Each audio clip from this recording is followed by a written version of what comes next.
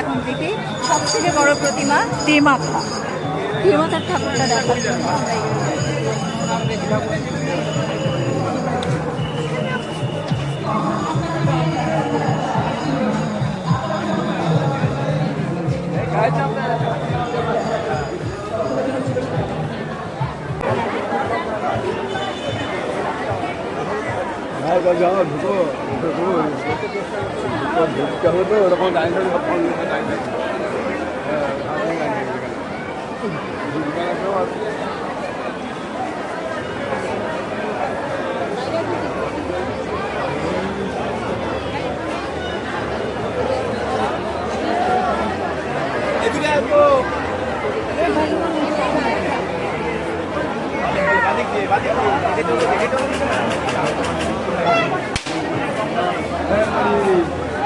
ইনি হচ্ছে তেমাথার রানীমা।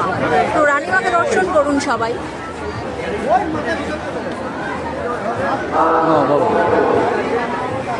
আমরা যে প্রতিমা দর্শন করছি সেটা হলো তেমাথা। তেমাথার হচ্ছে সবচেয়ে বড় জগদ্ধাত্রী ঠাকুর তিনি। ইনি